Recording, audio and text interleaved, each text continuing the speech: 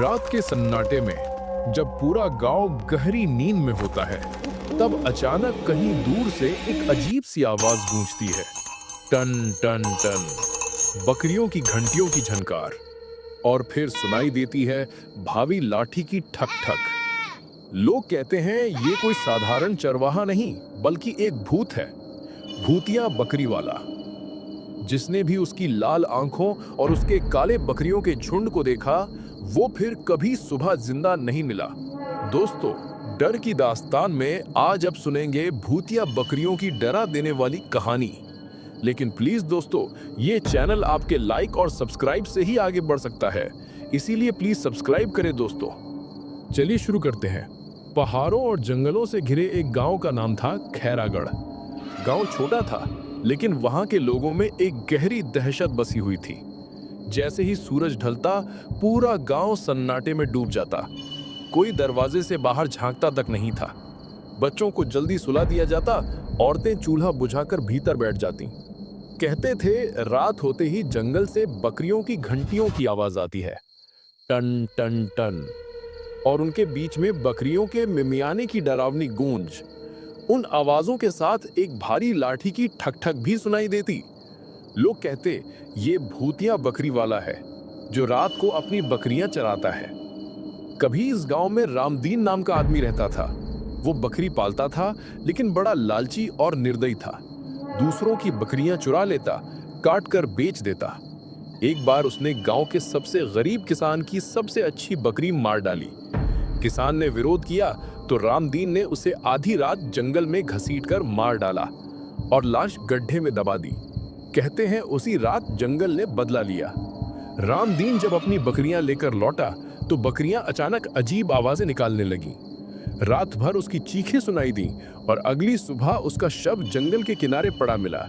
चेहरा डर से जम गया था और चारों तरफ खुरों के निशान थे। तब से लोग मानने लगे कि रामदीन की आत्मा वहीं अटक गई और वो भूत बनकर बकरियां चराता है। गांव के लोग कहते थे कि रात के सन्नाटे में अगर कोई बाहर निकले तो पहले घंटियों की झनकार सुनाई देती, फिर अंधेरे में लाल लाल आंखें चमकती और दर्जनों काली बकरियां चारों तरफ दिखाई देती।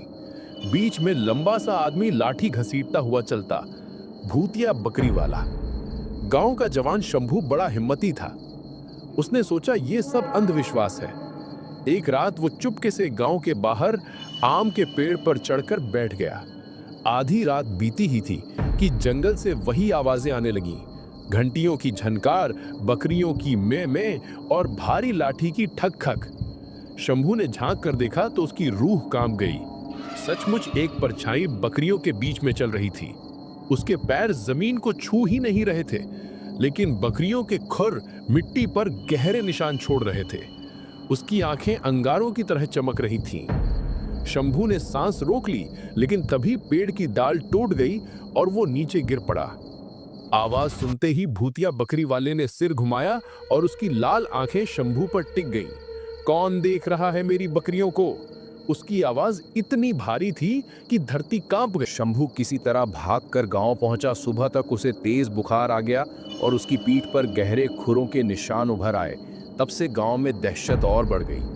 धीरे धीरे ये भी पता चला कि जो भी इंसान रात को बाहर निकलता, उसके घर से एक बकरी गायब हो जाती और उसके शरीर पर अगले दिन नीले नीले खुरों के निशान मिलते। औरतें बच्चों को डराने लगीं, सो जा वरना बकरी वाला तुझे अपने झुंड में ले जाएगा। गांव के बुजुर्गों ने पुजारी से उपाय पूछा। पुजारी ने कहा यह आत्मा अधूरी इच्छा से बंधी है।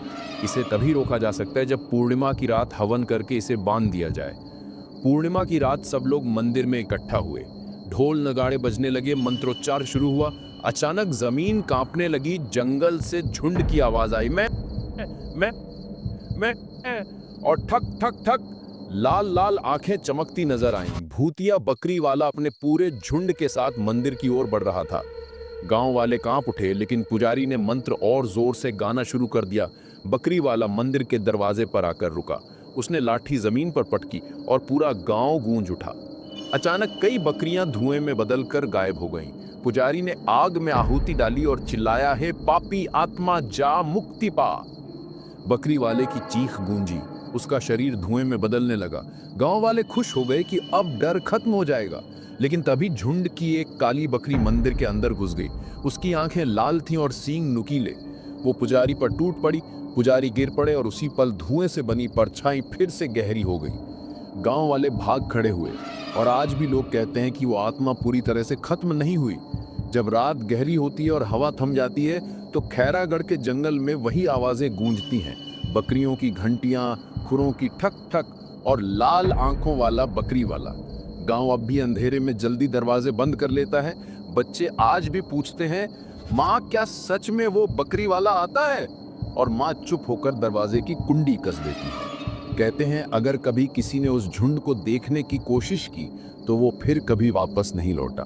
दोस्तों, अगर आप बताना चाहते हो कि मैं नेक्स्ट स्टोरी किस टॉपिक पे लाऊं तो आप कमेंट कर सकते हैं। और अगर आप अपनी स्टोरी मुझे इंस्टाग्राम पर भेजना चाहते हैं तो लिंक चैनल डिस्क्रिप्शन में मिल जाएगा।